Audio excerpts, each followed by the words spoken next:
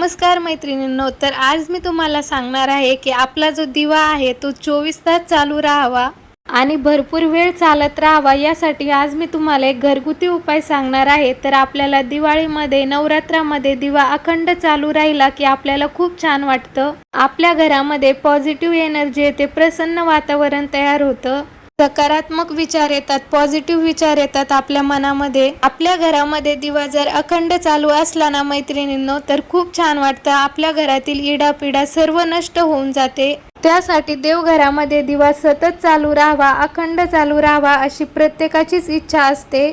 तर मैत्रिणींनो, त्यासाठीच आज मी तुम्हाला एक घरगुती उपाय सांगणार आहे। तर त्यासाठी तेलही आणि किंवा तूपही खूप कमी लागणार आहे। तुम्ही जर एकदा हा उपाय केला ना, तर तुम्ही रोजच हा उपाय तुमच्या घरामध्ये नक्की करून बघा। मी सुद्धा माझ्या घरामध्ये अशाच पद्धतीचा दिवा लावते मैत्रिणींनो, तर त्यासाठी तूप किंवा तेलही जास्त लागत नाही। त्यामुळे तुम्ही ही पद्धत एकदा नक्की करून बघा।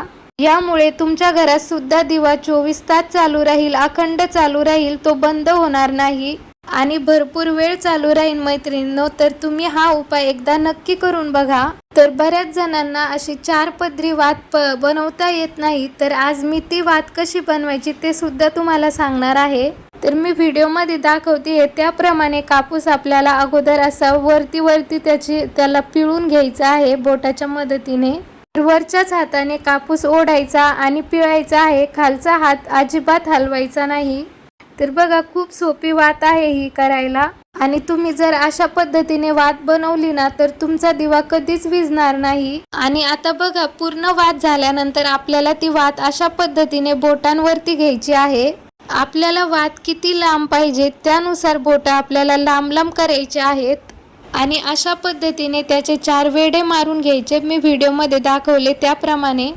आणि आता एका बोटामध्ये धरून दुसऱ्या हाताने त्या वातीला अशा पद्धतीने पिळा मारायचा। तर बघा, इथे आपली 4 पदरी वात तयार आहे। तर अशा वातीमुळे दिवा एकदम छान चालतो। आता ही वात आपल्याला दिव्यामध्ये अशा पद्धतीने घालून घ्यायची आहे। यामध्ये वात घातल्यानंतर आपल्याला आता हे दिव्यामध्ये बसवायचं आहे। बघा, आपण आता हे असं दिव्यामध्ये बसवून घेतलेलं आहे। ही वात आता आपल्याला अशी खाली करायची आहे। आता मैत्रिणींनो, मी तुम्हाला दुसरा उपाय सांगणार आहे। तर आपल्या सगळ्यांच्या घरामध्ये तर तांदूळ तर असतातच, एवढे तांदूळ आपल्याला घ्यायचे आहे आणि आता हे तांदूळ आपल्याला दिव्यामध्ये घालून घ्यायचे आहे। तर बघा, आता तुम्हाला सर्वांना प्रश्न पडला असेल की दिव्यामध्ये तांदूळ का घालायचे। तर दिव्यामध्ये तांदूळ घातले तर तांदळाच्या साहाय्याने तेल किंवा तूप दिव्यामध्ये खूप कमी लागणार आहे। हे तांदूळ घातल्यामुळे आपला दिवा अखंड 24 तास चालू राहणार आहे। त्यासाठी आपल्याला ह्या दिव्यामध्ये हे तांदूळ घालून घ्यायचे आहे। तर तुमच्या घरामध्ये जे तांदूळ असतील ते तुम्ही या दिव्यामध्ये घालू शकता। तर अर्धा दिवा भरेपर्यंत आपल्याला यामध्ये तांदूळ घालायचे आहे। आणि आता आपल्या घरामध्ये जे तूप असतं ते तूप आपल्याला यामध्ये घालायचं आहे। आता मी तुपाचाच दिवा लावते मैत्रिणींनो, तर तुमच्या घरामध्ये तूप असेल तर तूप घाला किंवा तेल असेल तर तेल घाला। तर अशा पद्धतीने आपल्याला पूर्ण दिव्यामध्ये तूप घालून घ्यायचं आहे।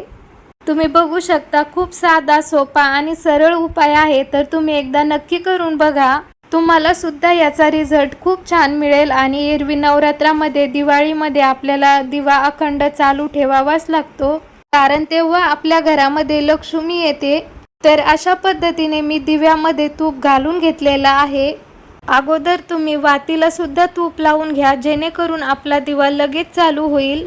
बघा मैत्रिणींनो, आपला हा दिवा आता चालू झालेला आहे। तर अशा पद्धतीने जर तुम्ही दिवा लावला तर तुमच्या घरामध्ये दिवा अखंड चालू राहील, 24 तास चालू राहील। आपल्या सगळ्यांच्याच घरामध्ये तांदूळ तर असतातच, तूप असतं, तूप नसेल तर तेल सुद्धा टाकू शकता। पण जर दिवा लावायच्या अगोदर तुम्ही तांदूळ जर घातले तर दिवा भरपूर वेळ चालेल। तर हा उपाय एकदा तुम्ही नक्की करून बघा। मीही आमच्या घरामध्ये अशा पद्धतीनेच दिवा लावते आणि तो 24 तास चालू राहतो। तुम्हीही अशा पद्धतीने दिवा लावून बघा, तुमच्या घरामध्ये सुद्धा दिवा अखंड चालू राहील। तर त्यासाठी तुम्ही हा उपाय एकदा नक्की करून बघा। व्हिडिओ जर आवडला असेल तर व्हिडिओला लाईक करा, शेअर करा आणि आपल्या चॅनलवरती जर नवीन असाल तर चॅनलला नक्की सबस्क्राईब करा।